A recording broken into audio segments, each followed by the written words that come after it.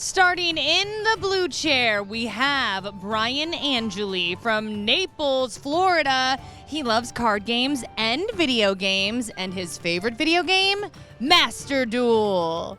Now to the red chair, hailing from Tampa, Florida, we have Javier Soto. He has two kiddos, one boy, one girl. These two have played before, but who will win the rematch? Let's duel, casters.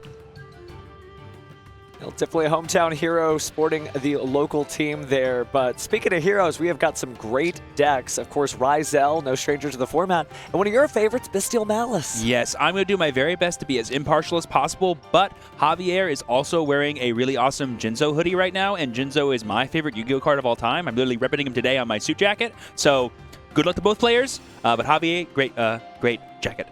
Certainly nothing wrong with being a Joey Wheeler fan. I'll try to keep my Ryzel fandom in my jacket too, right? Because it is just a strong deck, and we've seen these decks go toe-to-toe against one another, but now we're in Swiss round 6. You know, 5-0 feels great, but it's not enough points yet to get into day 2, so they're going to keep having to duel on. Yeah, like you said, Steven, both these decks have been sort of the hallmark decks that every duelist that's been playing for the last 5 months has been trying their best to play around or play with.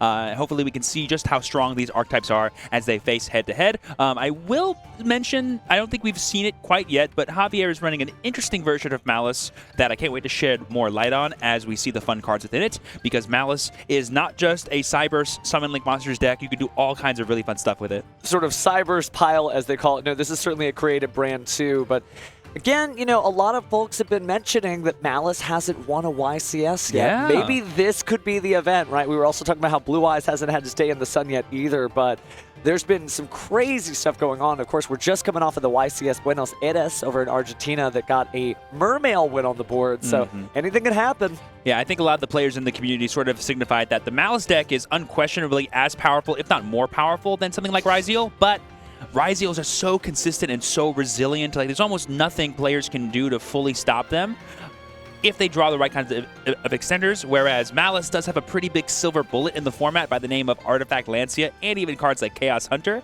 which can be just really hard for duelists to play into, as there's really no way to really, you know, dodge that. But maybe there is, and Javier might show us. Ooh, I guess we shall see. Now, we did see a little bit of Artifact Lancia gameplay earlier in the tournament, right? And Crossout Designator can deal with it, but you still have to draw the Crossout Designator, an unsearchable quick play spell card. Or you could just play an engine that doesn't lose to Lancia. That's true, That's too. always an idea, too. I mean, I don't want to spoil what Javier's doing, but, you know, that could be a thing. That is going to be exciting.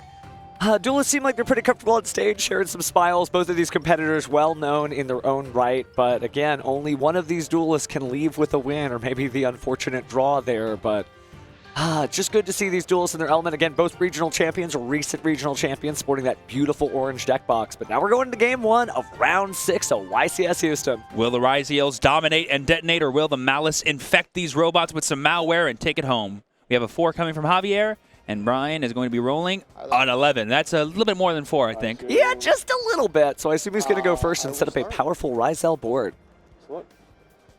Super excited to see what he's also supplementing his Ryzel deck with. As you can see, the thing I was mentioning, yes, Javier is playing Bestial Malice with some Fiendsmith cards thrown in. If you want to play cards that are good against Lancia, cards like Fiendsmiths are super awesome. Well, the Bestials will certainly help too, right? You know, there are plenty of light pyro monsters in this deck, so see what he starts off with. Looks like it's going to be Bonfire. And again, I mentioned earlier last time Ryzel was on screen, sometimes this shows a little bit of weakness from their hand, but it can also just represent a lot of strength too if they already have a bunch of cards in hand. But here we see Javier looking at it as a sign of weakness and going to choose to Ash Blossom and Joyous Spring that Bonfire and stop it from being used.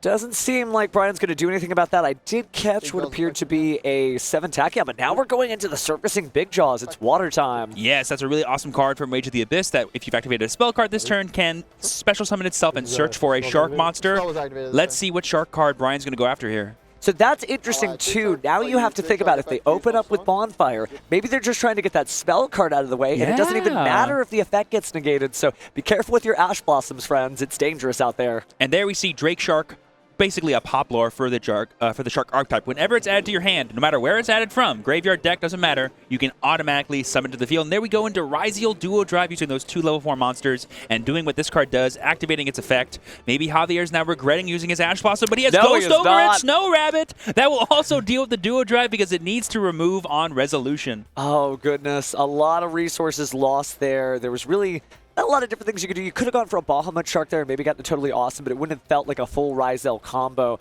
And so now he's locked with just a few cards. Looks like maybe a Metal Tronus. Oh, he's passing turn. So Javier was correct. That Bonfire, like you said, even though it did enable the Servicing Big Jaws, maybe was a sign of weakness in the hand. And now Javier gets to begin his turn. And when you give Malice a free turn going first, it's really nice. Now let's see. Malice fans are about to get what they wished for, a cool Malice combo, but we'll see which monster comes out first.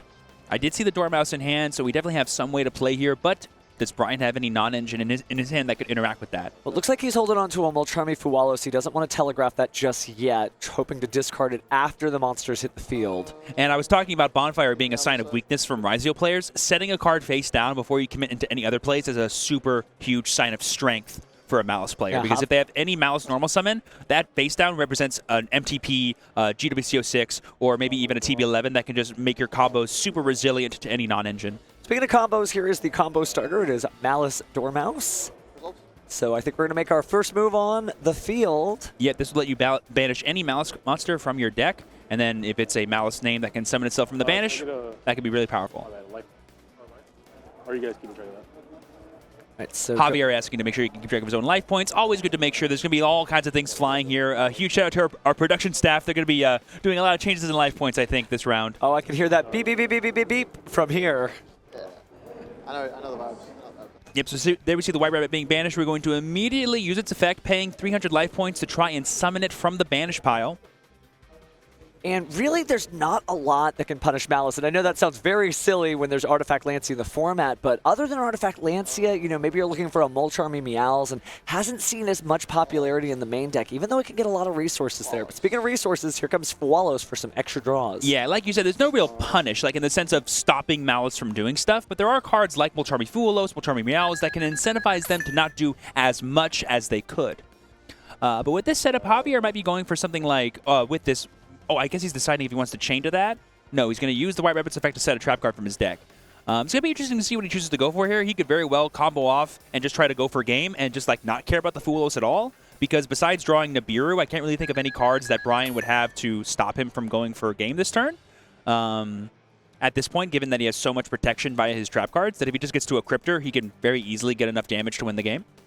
Javier is certainly not uncommon in Ryzeal, but not as popular because you don't typically want to tribute some of your most powerful monsters out there. So it's kind of a 50-50 mix-up. Javier's got to consider whether or not to go in here, and doesn't seem like he's going to do it. He just attacks with the Malice Dormouse and Malice White Rabbit. I really respect this from Javier. Both of his Malice monsters are being boosted by his Dormouse, giving them plus 600 attacks. We're going to be doing, I believe, a total of 3,300 damage here, because it's 15 plus 18. And I think we're just making sure the calculations are right there. A lot of math. And then what Javier might look to do here is just like go for a much more minuscule combo, maybe just end like on a IP or an SP and just go, here's one draw. You didn't have much in your hand this turn. I doubt you'll have any more. Go ahead. Information-wise, you certainly know that Bryan is on the ropes because he did nothing after losing that first Xyz monster. And so, yes, an IP Masquerena is going to give one more draw. But I guess from Javier's perspective, he just doesn't see it as that much of a threat. Just one extra card should be okay. Yeah, if Javier is playing the Bestial Malice version that I'm aware of that plays the feats with the cards, he plays it more like a control deck rather than like a combo go-for-game deck. Ah, I see, because you could use one of your Bestials to banish one of your Malice monsters, and then use IP Masquerena to do a Link summon during your opponent's turn. Really great way to basically wait out the Molcharmi Fuwalos. I don't want to like do too much predicting here and then have Javier not do what I'm saying, but something you could do with IP Masquerena is summon Heart's Cryptor during your opponent's turn and get the non-target banish that way. Oh, yeah. And we know he has MTPO7 set, and thus he gets the 2 non-target banishes while only giving away 1 draw to the opponent under Fua. That's really awesome. Well, speaking of awesome, looks like we're going to get X-Trizel here, and we're going to send Meteorologic Aggregator to the graveyard. Going to go ahead and negate the IP Masquerena before it can really do anything meaningful.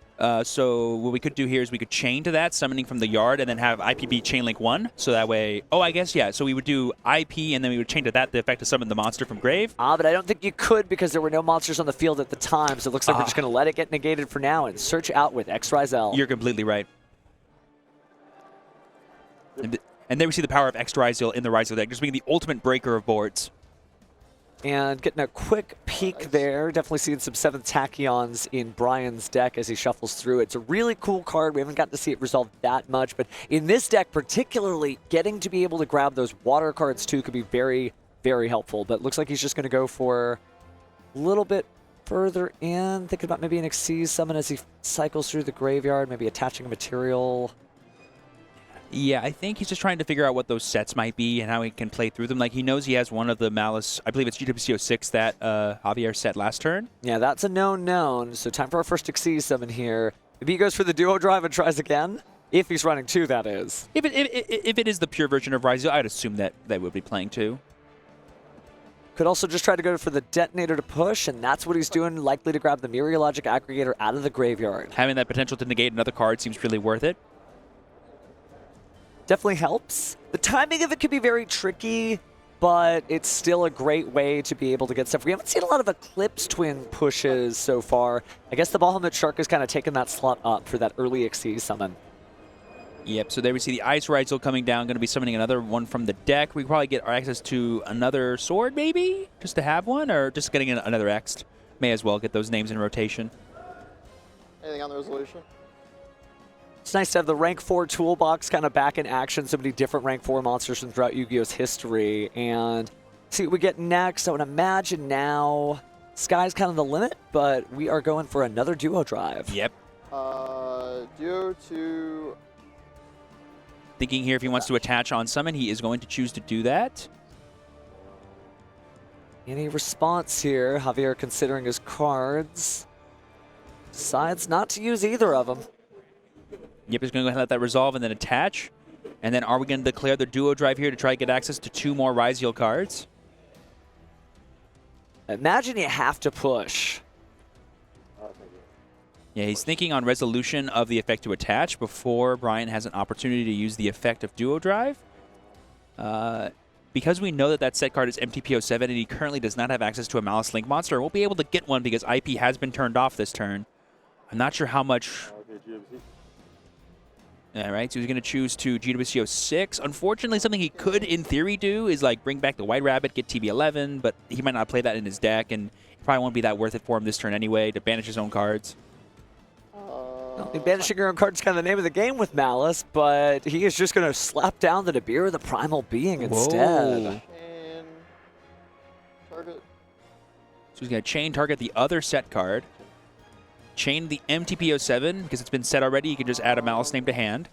Really great sequencing here, because if the chain resolves as is, Javier gets to take advantage of all his cards without adding to the attack of the token from Nibiru, the Primal Being. Bryan, I think, is debating using Crossout Designator on this Nibiru. Wow. That would be super huge. Nibiru, the Primal Being. Yeah, and he calls Nibiru the Primal Being, and so late stage, feeling out all the cards his opponent had, and now he's not even going to lose any of his monsters while basically forcing his opponent to use everything, sizing Bryan up for maybe not winning in this turn, but knowing exactly what's going on from here on out. Yep, so there we go. Chainlink 5 going to be banishing that Nibiru, thus turning its effect off, and then he just concedes. Yeah. Javier says it's over, because he knows that Bryan's going to get access to Node plus Cross, and that can get more than enough damage to go for game this turn, and Javier can't stop that. So yeah, Bryan managing to just clinch that out with a great crossout designator. I still love that card so much. It's got a really interesting dynamic to it. Certainly has an impact on deck construction because sometimes you have to run some very offbeat cards, but the same way that you use Metal Tronus to out a Ryzel Detonator, Bryan has used it to out his Nibiru the Primal Being, so good work. Yeah, there was definitely maybe an argument to Javier on his turn 2, trying to go for some kind of amount of damage to go for game that turn. He definitely had access to probably, you know, using the MTP that he said to go search for Chessy Cat, the name that he hasn't had yet, being able to go into a Link 3 from there, get access to his trap card GWCO 6 again, and then just get enough damage with something like Heart Scripter plus Decode Talker enabling.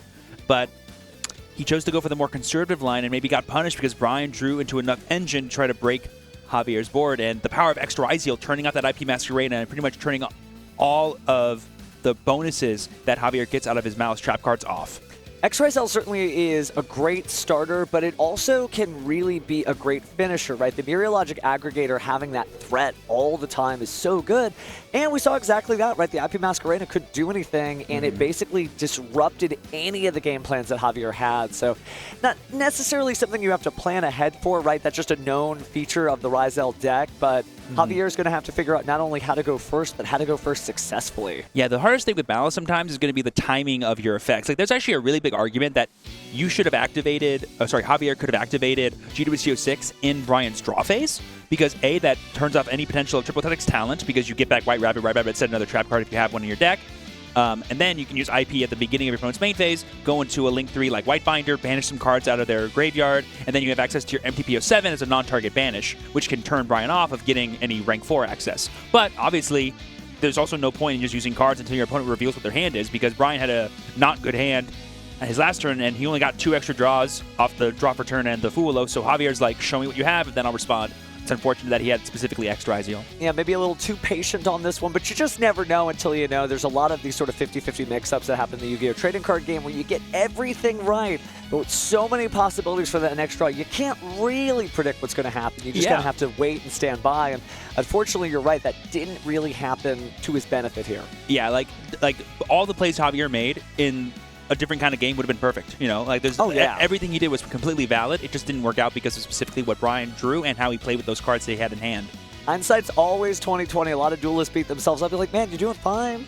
It just happens sometimes. Like 1,430 duelists enter this building, but at the end of this YCS, we're only going to be crowning one. It doesn't mean the other duelists aren't good. It just means it wasn't their day. That's all that happened. 100%. And here we have both players done siding, done shuffling up. They have their opening hands. They are ready for this game too. Javier is ready to begin his run back here as the Malice Bestial Fiendsmith player. Hopefully we can see the Fiendsmith cards come into question, because it can really help make the deck that much stronger in games 2 and 3 if players like Bryan are siding in cards that specifically target Malice, like the Chaos Hunters, like the Lancias. Certainly have seen a lot of success from the deck, but kind of hit and miss in the sense that there were a couple of great tops for it, and then it sort of goes under the radar. I think that Fiendsmith Bestial Malice does really have like a high skill ceiling, but it also has so much potential if you just happen to hit those cards in the right order. Oh, so good. Oh, yeah.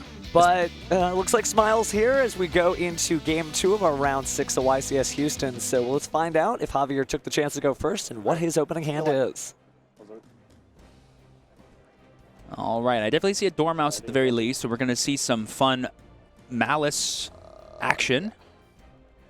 But there we see the draw phase. Wow. Meowls coming from Bryan, an amazing inclusion from Supreme Darkness. That's another card that I guess we should have mentioned that also targets specifically the Malice deck, being able to draw cards every time they summon from graveyard and banish it. But there we see the Ash countering that Meowls, thus negating its effects.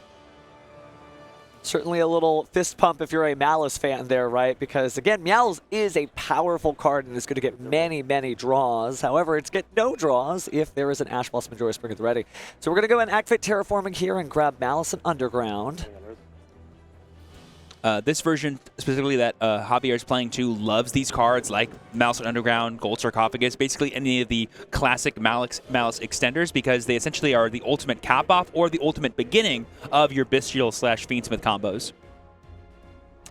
There we see the Underground coming down here, choosing not to have the Dormouse come out, trying to conserve that normal summon or project a lot of strength by going for something like Chessie Cat here, because that's just one of the most powerful things you can do as a Malice player is get Chessie, banish the Dormouse that you have in hand, draw 2 cards, still use the Dormouse effect in the same turn. Oh, it's so strong. It definitely asks your opponent a question. Yeah, there's the Chessie Cat. Like, hey, you gonna let this go through? You really gonna let me take these cards? You really gonna let me banish another Malice? And Bryan has to make that decision, although I'm not seeing a lot of interactions in his hand right now. Yeah, but it's kind of a lose-lose situation if you stop that Chessie Cat, because you would only make this play if you have another name in hand, and I can just normal summon the name that I have in hand and still combo off anyway. I love that we're getting into this guessing game format where you really just don't know what your opponent might have, and it makes the Yu-Gi-Oh! Trading card game that much more fun. But yeah, no negation here. We're going to banish the Malice White Rabbit, draw 2. Then we're going to pay 300 more life points, go down to 7,400, and bring out the White Rabbit again. We at home know that he has Dormouse, but Bryan does not. So this normal summon Dormouse is going to go pretty hard, I think, for our boy Javier. I will be watching Bryan's expression closely when the Dormouse gets dropped down, because if you really pay attention to these long YCS streams, take a look at the player cam every now and again. You'll see people like, oh, that is a card that does that. Or, oh, man. And the roller coaster of emotions that this is such a treat, too. Ooh, is that branded regained in Javier's hand? That's pretty cool. Yeah, but I mean, think about it. It works for your own Malice to recycle some resources and draw cards if you happen to have already used those banish effects. And you can use it against your opponent's Malice cards, too, to draw cards and prevent them from special summoning, as long as the order comes out right. So there we have the normal summon of Dormouse. We're going to go ahead and automatically link one, it looks like here. Probably going to go for that classic honorary Malice monster, Link Decoder. The best Malice monster. Yeah, this is like the ultimate enabler for a lot of your sort of protection plays, being able to chain block. And there we see Branded regained it. Oh my gosh. If he banishes the Link Decoder after summoning it back, he can put it back into his deck using the Branded regain and get a free draw. That's really cool. And what a consistent play, because you're always going to see Link Decoder. So anytime you draw Branded Regain, you know that this is in the cards for you. So really good deck construction, Javier, and now he's executing. Yep, and there we see Mouse Q Whitebinder going to be using that effect as Chainlink 1, targeting some cards. And then, of course, oh no, is he not using the effect? No, he is. He's targeting his Dormouse, and then Chainlink 2 is Decoder to summon. Beautiful. And the only Mouse effect he hasn't used yet this turn is Dormouse. That's going to summon back out to the field now because it was banished, going down to 7,100 life points. So it'll be interesting to see what direction he goes here. Plenty of materials on the field. Could be going for something like an Abao Ku, Nightmare Griffin lock, depending on how he wants to slow his opponent down. Maybe just plays it safe and just gets a good Malice sort of field set up. But Javier just taking a look at the graveyard there before he goes on. Yeah, this is definitely the kind of board texture where if you and I tried to guess what he was going to do, we would probably be wrong 99% of the time because the options are limitless. Here we're going to see him go for the GWCO6, banishing the Whitebinder to get another body back, and then the Whitebinder's effect will activate. He can pay 900 more life points, draw a card, and summon it back. And specifically, he hasn't used the effect of Whitebinder to set from deck or grave yet, so he can just get that GWCO6 back for his follow-up on the next turn. Really powerful. Follow-up certainly important there. I think, honestly, we might see him try to go for his Fiendsmith engine here because he's only locked into Link summoning. Therefore, he can use 2 of his monsters and go for Moon of the Closed Heaven if he has it in his extra deck. But we got the Infinite Permanents coming down there to keep that trap in the graveyard. So one trap for another. But you're right that right now we could just be Moon of the Closed Heaven and proceed into Fiendsmith Town from there. 100%. So here we're going to activate Dormouse's effect. Fun fact, it hasn't used its effect to banish from deck. Even if he banishes a Malice monster, they won't be able to summon itself, but it will be in the banish zone, and that could be important for any Heart Cryptor plays he might have later in the turns. That's probably why he set up another Dormouse just to be able to get access to it later. And he already has more than enough bodies to keep playing. Losing out on the 1 is no big deal. Well, Bryan at least got the first game, but I'll tell you, Javier is just piling on the Malice field from there, and now we're going to get to see that interested Branded Regained interaction here. See the Link summon first, though? It's Moon of the Closed Heaven. There is that Moon of the Closed Heaven. That's going to be an amazing way for him to sort of cap off this turn. He's probably going to be able to go for something like, you know, I mean, we'll see, but like I wouldn't be surprised if this ends with Abao Aku like you mentioned. It just feels like it's going the right direction for that. Plenty of materials on the field, including Fiends. But speaking of Fiends, let's go ahead and send off 1 Light Fiend to make Fiendsmith Requiem. And this is where the real synergies of this deck comes in. You know, the fact that you did all your Malice stuff and now you can do all the Fiendsmith stuff is just so amazing. You either get to use Lacrima, put Engraver in the graveyard, get more follow-up, get extra bodies. You get automatic Fiend monsters to go into Abao Aku, which before was like a more tricky thing for this deck to kind of accomplish. Now it's super easy to do. I also want to point out, too, that Javier has drawn 4 cards already this turn from the Chessy Cat, the Regained, and his Whitebinder, and he has all this advantage still that he has yet to use. Shows you how powerful this deck can be. I know that some of the matches that we've had on stream haven't necessarily shown the full potential of Malice, and that's not the duel's fault, right? Sometimes duels just don't go your way. But this is a masterclass in some of the interesting things you can do with this deck, especially if you combine these 3 engines. And this is after being Meowled, stopped, and impermed. Well, he's just that good. So there we see the Link 3 here. This is probably going to go for Cryptor, if I had to imagine. Yep, there is the queen of all Malice monsters. Yeah. Going to be shuffling back that Moon of the Closed Heaven to get back out the Fiendsmith Engraver, and we can use this plus Cryptor to go into Abao, and then we can use Abao's effect to bring back the Cryptor that we just used to summon it. Which is insane. But we are able to do that. So Bryan just verifying the contents of the graveyard there, maybe trying to think of what it is that he can do. With 25 minutes left on the clock, there's no reason to surrender just yet. Plenty of time to play more games. So here we see the potential Link 2, the potential Link 4. coming from Javier. Again, if this isn't a bow, I'd be surprised if it was anything else. Well, let's find out if there's a surprise in store. Ooh, he's going to go for the SP SP. Little Knight. So he hasn't used the effect of Heart Scripter to banish itself and summon back. He's going to pay 900. It'll come back and double its attack points. Honestly, this might actually be better than just a bow because now he has the potential SP banish plus the non-target banish of the Heart Scripter. I actually really like this. Oh, and we have Lubellion to go into our Bestial cards. Oh, yes. That's crazy. 100%. This Lubellion still doing a lot of work. So what this is going to let him do is, A, get Magnemut, which is an amazing way to sort of cap off his turn here and get so much more advantage because he can put Magnemut in the graveyard with Branded Regain, summon it back on his opponent's turn, get even more dragons. But he'll also be able to trigger his Malice Whitebinder during his opponent's turn and then get all the awesome summons of things like White Rabbit, MTPO7, 2 non-target banishes, basically the main ideal of the Malice archetype. So he does end right there, exactly as you said, just relying on the Heart Scripter, the SP Little Knight. Yes. So Bryan's got his work cut out for him. You certainly can play a lot of cards in Ryzel, but it's going to be difficult to break through some of the weird interactions here. We are going to go ahead and see the X Ryzel, though, and it's going to send Myriologic Aggregator. There's not really a good option here if you're trying to get Beastals out of your graveyard, and there's already plenty of Lights and Darks, so you might as well go for it. Ooh, and here we see Bryan using the effect of Aggregated Target Cryptor. You're more than allowed to do that, but fun fact, guys, if this card is pointing to a monster, its effects cannot be negated. That is correct. So it's you can use the effect, but nothing happens. Think spell cards versus Black Flame Dragon, or excuse me, Horus the Black Flame Dragon. 100%, yes. You're more than welcome to try to negate Heart Cryptor's effect, but it will not work. Yeah, the correct response is uh-huh. But now we are going to go ahead and see the Sword Ryzel adding an Ice Ryzel to the hand. We haven't seen the normal summon yet. I'm not sure if Bryan wants to make an Xyz monster here to sort of push the conversation forward before bringing out the Ice Ryzel. It does seem like a good idea. You got to get at least some of this off the field. Here we see Lacrima's effect going back into the deck and bringing out that Fiends with Requiem on resolution, or in an open game state. We're now going to use Requiem, summon back out the Lacrima, and then we're going to dump a card from our deck to the graveyard. Probably going to be that Paradise, so that way if he does go for an XC summon, he can just automatically send it to the graveyard. Great way to get that out for sure, basically jumping back and forth again.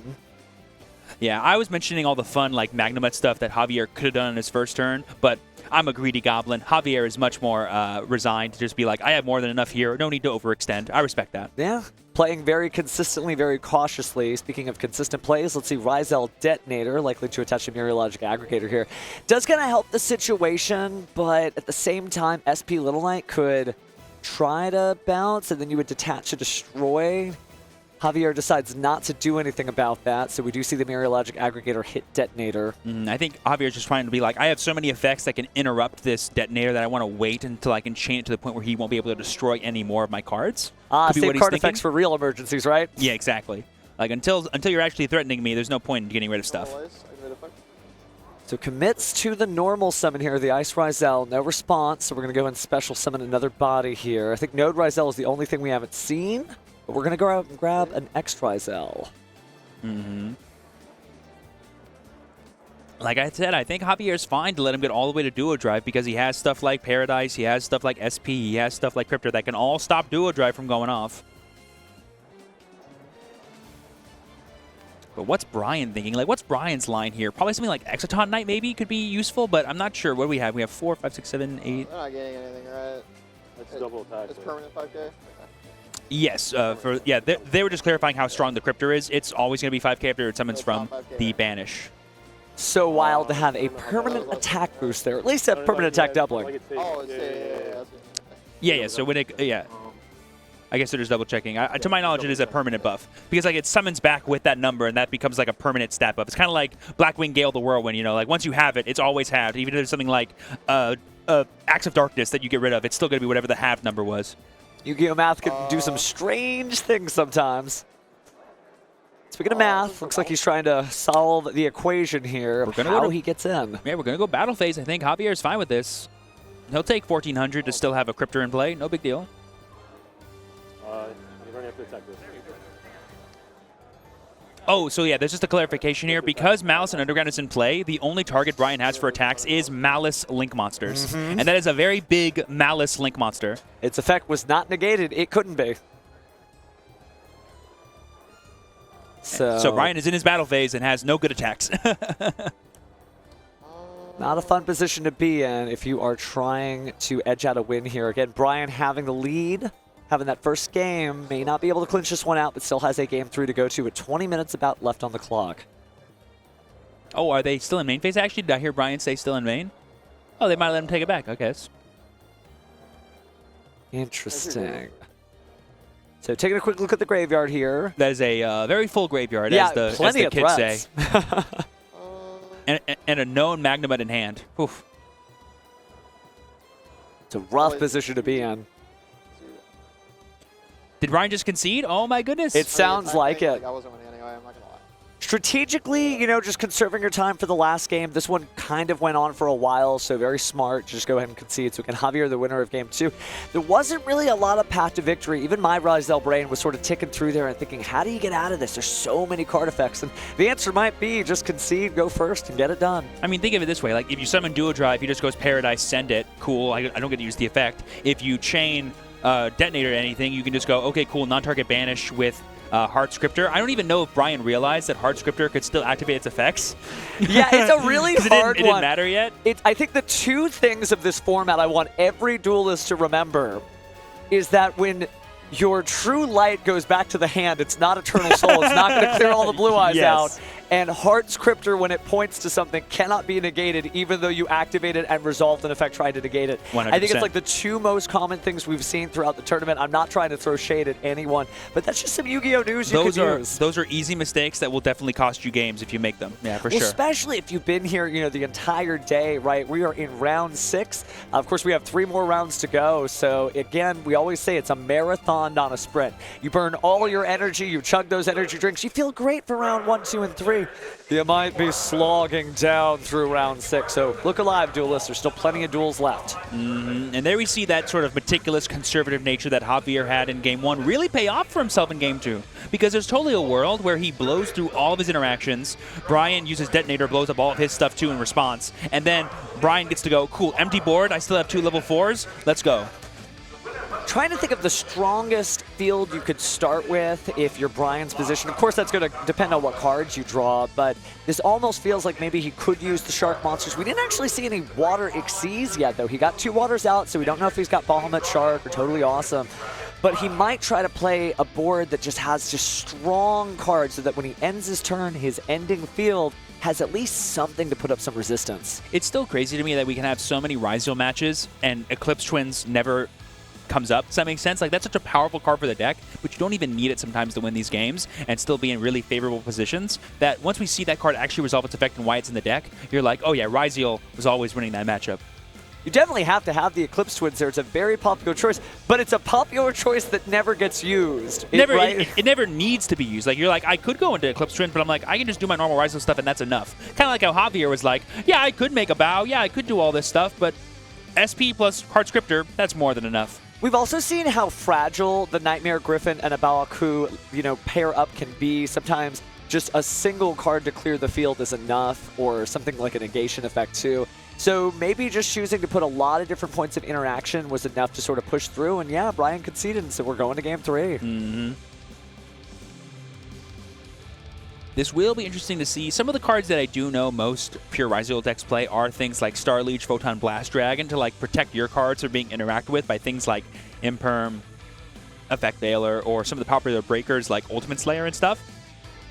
That could be a thing we see, but Javier is more than happy just to play through all of Bryan's field using just Engine, and normally that's a big weakness of the Malice cards. Like, if it's all your Malice cards versus one Ryzel Detonator, that's not usually enough to win the game. But when you have Bestial cards, as well as Fiendsmith cards, that by themselves represent a lot of pressure to the opponent and can eat up some of those Ryzel Detonator interactions, all of a sudden your Malice cards are more than enough to win the game. Certainly can be. We haven't seen the sort of slug match that this deck can get into if both players run out of resources, and all of a sudden just 1,700 attack Ice Ryzel looking pretty good. Yeah, both players seem very content with just being like, I'm gonna control the board, manage your resources by using mine, and just go for game eventually. But I would really like to see maybe a more aggressive approach from Javier this game, because he is going second and the Malice deck has so much explosiveness. But he's maybe just content to be like, I don't need to do that unless that's my only option for winning the game. Well, we haven't seen it, but it is interesting that almost throughout the tournament, at least all the featured match stage, not a lot of Ultimate Slayers happening. It was a very popular card during YCS, or the Team YCS Las Vegas, but it kind of feels like it's disappeared from the format. It's a great option for a lot of different decks, but it seems like duelists are content to just kind of play through whatever it is they see. And speaking of playing, it's time for Game 3. Yep, here we're going to assume that Bryan is going first. Both players have their opening hand of 5 cards. Best of luck to both of you. Let's see it go. Bryan is choosing to go first. And his opening hand consists of a lot of really cool cards. I definitely saw Simon Tachyon in there. Okay. And I'm also seeing, it's like a couple of points of interaction. Definitely said Ash Blossom and Joyous Spring, but now we're going to start off with an interaction to really stop Ryzel or slow it down. But there we see Bryan's Ash Blossom. Game 2, we saw Molcharmy versus an Ash Blossom. Game 3, we're seeing Ash Blossom versus a Molcharmy as well. Purlia is just such an unfortunate card to play against with Ryzel, but if you have Ash Blossom, you don't have to. Ooh, so here we see the reveal of Ragna Zero. See, I believe it's what, 103 Magna Zero. Going to be searching for a water level 4. I believe it's going to be that Surfacing Big Jaws. Absolutely, and not a completely useless card either. It's not just a water target there. You also can destroy those cards that have different attack, and we just saw one with the Heart Scripter. So cutting the deck here, grabbing that Surfacing Big Jaws. Now you've already activated the spell, so you can go ahead and plop that one out. Yeah, not only can 7 Tachyon search the Big Jaws, but can also enable the Big Jaws to special summon itself because it is a spell card. This is very similar to Game 1 here. We're going to be grabbing that Drake Shark that we saw in Game 1, going to special summon it back out using its Poplar-like effect. And here we're going to go for the Duo Drive, or we're going to finally go into our Water rank 4s like you've been talking about. It would be interesting to see a Bahamut Shark because, again, just being able to put up a little more resistance, right? Because what Ryzel does so well, destroying cards, doesn't necessarily stop every deck. You know, you do have to actually stop them instead of just stunt them, right? And now we're seeing our first Xyz summon here, and technically the 5th summon of the turn, and Javier the Primal Being would really hurt. But we do have Bahamut Shark. But I will say, if Javier does not Nibiru here, he has no good chance to, because once that Toad comes down, Nib basically doesn't do anything. So there's the Primal Being. Oh, and the cross-out designator. Oh, nice. Bryan's like, you never had a shot, Javier. My board was being made the whole time. And definitely knows at least one of those cards is not helping his opponent during next turn. Yep, and now we're going to get totally awesome out of the deck, most likely. Going to be summoning to the board here, and now we have a really powerful Omni Negate that could represent basically whatever you need to stop to keep playing. Some great Frog Friends, but backed up by a Sword Ryzel, so the hits keep on coming here. We're probably going to see 4 Xyz monsters on the field at the end of this turn. Which, the more I think about it, is insane. Being able to summon 4 really powerful different Xyz monsters while ending on something like Ryzel Cross, plus who knows how much follow-up, is really nice to see. Here we're going to see the power of the pure Ryzel deck at its finest. Definitely love these sort of boss monster decks. The last one I can think of that did something as crazy as this was Monadium when it brought out Synchro after Synchro after Synchro. This feels almost like the modern-day equivalent of it for Xyz. Oh, and there's the Starleech Photon Blast Dragon, the card you wanted to see, Bahamut Shark, and the card I wanted to see, Photon Blast Dragon. Everybody wins if you're a Ryzel fan, but not to be outcooked. Javier is still going to have to jump in this duel. Ooh, there we see the Ash Blossom attempt here, but we could Toad that to stop. If we get stopped here, we don't get access to do it to Detonator, so it's really important that we do. Going to tribute it. Does he choose to set? I don't think he would choose to set. I wouldn't recommend that. Ooh, and here we see a really heads-up play from Bryan here, detaching 2 from the Starleech Photon Blast Dragon because Duo Drive can detach from anywhere, and that actually preserves Duo Drive's ability to increase the attack points of all Xyz monsters, thus making sure the Starleech Photon Blast Dragon is still 2,000 attack, so it has that protection. Excellent play from both duelists. This has been a real masterclass of what you can do with these 2 decks. I know some people are like, oh, you know, I want to see some of the crazy stuff. This is pretty crazy for these 2 decks. Also, Toad being able to add back that Surfacing Big Jaws to your hand because it was sent to the graveyard is so awesome. It basically is a protection of all your cards and follow-up in the exact same card. Definitely a great and powerful card there. We've also got Ryzel Cross at the ready, so we might be recycling to get even more resources here. Bryan does not want to go away from this duel without a win, and who can blame him, right? You do need 19 points to get to day 2, so every duel counts. I think he's just debating if he crosses first or if he goes for Node Ryzel first. Getting that draw seems really useful, but you want to make sure you maximize how many names you have. Javier could have Bestials, and so if you don't preserve enough non-light names, it could be pretty rough. Definitely have to get in the habit of sometimes only sending your Fire Rizels to the graveyard so that when you do go for the Rizel cross, you're not getting snatched by a Bestial. So here we see the node coming down. I think he's just debating what he's going to send away to get the summon off of node.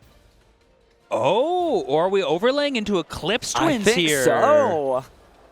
I really like this because what this will let him do is he can use Node to send his own Eclipse Twins, bring back something like the Duo Drive while still going for Ryzeal Detonator and having a twin in rotation. When we talk about not being able to see twins on the field, this is a definitely inspiring application of twins here. It is in defense mode, so maybe he's just going to leave it on the field. Literally every monster you and I wanted to see, we're now seeing. yeah, it's just a grab bag. I guess we'll just commentate into the future. But speaking of which, we're going to go and send with Node Rizel. Goodbye, Eclipse Twins, and Eclipse Twins will go ahead and activate its effect shortly. And he is choosing to summon that Sword Ryzeal, thus playing around any potential Bestials. But, oh, we have the Ghost Ogre and Snow Rabbit on the Node Ryzeal. That will not stop its effect from summoning, but that will get rid of the only other level 4 Bryan has. He'll still be able to Eclipse Twin, but I don't know how he gets the Detonator. That is pretty rough, because, again, we got to see all these different Xyz monsters, and they're all gone at this point.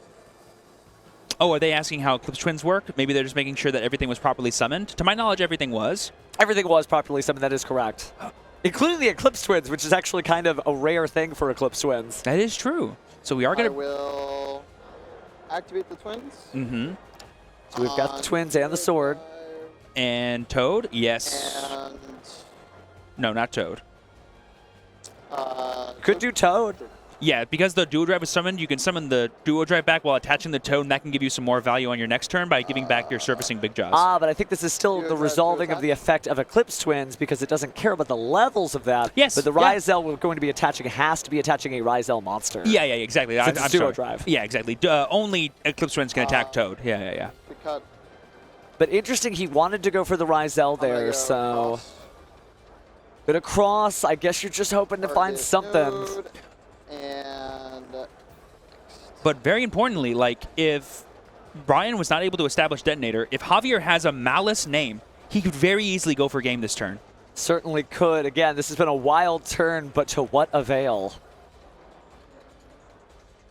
All the non-engine that Javier had, it felt like it was going to be perfectly stopped by Bryan, having the Cross-Site Designator, having the Starlight Photon Blast Dragon, but Ghost Ogre, Snow Rabbit, Ash Blossom, and Perulia was enough to stop Bryan's whole turn. Well, I wouldn't say stop it, but definitely keep him off Detonator, the most powerful part of his turn. Javier has definitely done a great job of protecting that, but remember, there's only 2 cards left in his hand, and we know one of them is Nibiru the Primal Being, so unless he just raw draws that Dormouse, the Dormouse may not be enough either, because remember, Ryzel Cross is on the field, so there's at least 1 point of interaction right there. 100%. yep. So we're into Javier's standby phase and main phase. Let's see what he summons. I think he drew a Mulcharmy for turn, and I know he has Engraver in hand. So just Engraver is not enough because of the cross, but if you're Bryan, do you take the risk of crossing the first monster you see? Let's find out. What does Bryan do? This is He going to be a furrows make his or break. brow, by the way. Talk about the player camera. He's really thinking about that. But Bryan gets so much advantage by using this cross here because he can send the Toad, Toad get back Drake Shark summon. What an awesome combo. This is a tough spot for Bryan because any Malice card is more than enough. 50-50. Except Chessy Cat, I should say. Not Chessy Cat, but yeah. Oh, he's going for it. I'll cross. He does choose to he's cross negate on just- resolution. He's getting rid of the X Ryzel. I like that because if the Ryzel Duo Drive hits the graveyard, well, then the Toad will hit the graveyard anyway, so we can use that play, but... Interesting. Now he's just down to the one last card that isn't Nibiru the Primal Being. And like you said, Bryan does know about the Nibiru, so his only thought from this point forward is how can I go for a game without summoning 5 times? Well, with only so many slots left open, it may not be that difficult. So looking at the Fuwalos, not going to get any help there, but he's He might have summoning. Typhon. He might have Typhon. That sounds like a Typhon to me. Normal summon Mulcharmy Fuwalos. Yes. Grab extra deck. Yeah, that sings of Superstar Slayer Sky Crisis Typhon. Or I think Typhon Sky Crisis. My bad, chat. Currently, it's 2,800 attack, and the Duo Drive is 26. Who? No. All can be destroyed by battle. Yeah, Starlight Photon Blast Dragon can only protect from being targeted, and there's no detonator in play to protect his XZ's monsters. Sure. I'm going to go Toad Effect. Yeah. So he took, I believe, 200 damage there. Drake Shark to summon itself. Oh, and he gets the Drake Shark, and there's your second level it's 4 at- monster. 100, right? He's losing 100. I'm gaining 100, so 26, 28, so I take 200. Yep, math is mathing. 200. I mean, Bryan has more than enough XZ's monsters, but, I mean, Javier has a Nibiru. Any from Grave or deck. Grave Well, or he deck, also yeah. has Typhon, which is going to be Yeah. difficult to use Detonator against because, as you know, it Yeah. won't be able to use effect. It's at that magic 3000. No res- But now we're going to go and bounce. And looks like we're going to go just put the Shark Drake back, maybe make him burn the normal summon. How funny it would be if Shark Drake wasn't once per turn. You just add it back, it summons back anyway. Oh, it is once per turn. Hey, it's a good card, but it's not that good. But it looks like play pass back over to Bryan. He knows Oh, he's wait got a the s- Nibiru. Does Typhon stop Nibiru from being activated in your hand? I actually don't know. Ooh, let's take a quick look through Yu-Gi-Oh! Neuron here. It might. I think it just says monsters with 3,000 or more attack 3,000, cannot activate their yeah. effects. I don't think it cares where they are.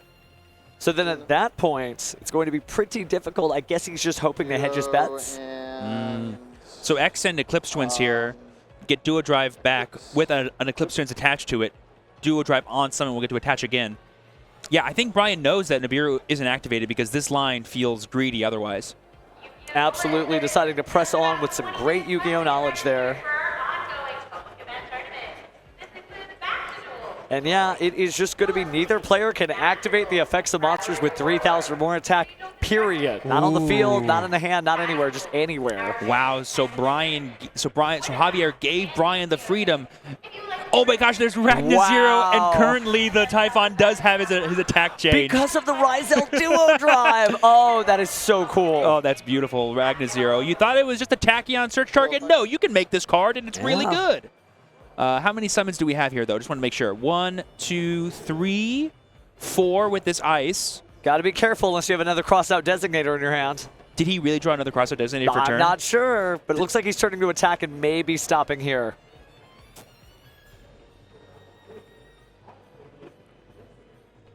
Oh, we have Ryzel Cross. I'm a silly bean. That's right, that's right. We always have cross-out designator. We have Ryzel cross-out designator. Bryan getting some cheers from the crowd there. You may not have been able to hear that on the microphone, just people screaming from that. Yeah, Ragnar Zero per game is super impressive. That last match was really intense. It really was. I mean, both duelists showed that these decks are just so customizable, right? You figure out what it is that feels good about your version of it, and they felt very comfortable there. But yep, Bryan, the winner of our game there. Kind of a relief on his face, just a relieved look. Yeah, there's the smile as people continue to cheer and shout his name. That choice to Ryzel Cross the Engraver is what separates the great duelists from the even greater duelists. Like, being able to make that call and being like, I don't think you have a Malice name. You've drawn so much non-engine, and even if you do have it, I think I have enough bodies to make sure I don't lose the game this turn. I'm stopping that Engraver because that Engraver, just by itself, means there's going to be so much of a grind game that Javier has access to that, given the resources Bryan was working with, might be too much for him to stop. No, certainly doing great. I think both of these duelists are likely to go well into this tournament just based on the skill sets that they demonstrated here. But the creativity and the Ryzel strategy, again, certainly, you know, seems like some basic Xyz plays, get 2/4, stack them on top of each other, do stuff. But just the order of operations there, and really good use of Ragnar Zero. Great use of Ragnar Zero. Oh, like you said, that choice that Bryan had to go into the Bahamut Shark when he knew he had Cross Designator to make sure that, oh, this is the only time you can Nibiru, I have to stop for that, and then I get Toad, plus I get Cross, so I can stop everything else you do, but then, oops, Ghost Ogre. Didn't play around specifically Ghost Ogre and Snow Rabbit, and that almost stopped everything from happening. If Javier had that Malice name, who knows how that last game could have gone. Oh, just incredible. I love that we've seen in a couple of duels now, people sort of ask the question like, hey, are you going to stop this or not? Oh, turns out it didn't matter. And it's so incredible the way that he was able to navigate that duel. Just some really inspiring stuff and a reminder why they reprinted Ragnar Zero back in Crossover Breakers back then, because it's just such a cool card. Yeah, it really feels like this format is defined by its flexibility and its resilience. Being able to play through non-engine is way more important than having as much non-engine as possible, if that makes sense to everyone at home. Basically, it doesn't matter that you can stop stuff. What matters is that you can play through whenever you get stopped. Yeah, it shows you there's still some surprises in this format, too. I know that we're kind of winding down towards the end of it as we've got Alliance Insight on the horizon there, but there's still a lot to explore here, right? Maybe in the year 2050, we'll be playing Time Wizard 2025. Imagine if this will be the format that people talk about for ages to come. That'd be pretty nice. We're dueling grandpas for sure, but we're not just going to sit here and wind all day. Let's go ahead and send it to the stage for our round 6 interview for our winner here. Thank you, Stevens. And I am with our winner, Bryan. 6 straight wins, your first feature match. How are you feeling? Honestly, great. I didn't play amazing game 2, but I'm glad I could finish out the win with the 3rd game. Yeah, y'all definitely went the distance. What was going through your head, especially with all the lights and being on the stage? It's really nerve-wracking, but I mean, once you get to the game, you get your nerves down. So how did you maintain momentum, or what kind of mindset did you put yourself in? I think because I knew him, we're local friends from Florida, so it made it a lot easier, less nerve-wracking for sure. So. Aw, nice. You won the rematch, though. Okay, I do want to ask you, what are you thinking moving ahead? You have to be feeling pretty confident now.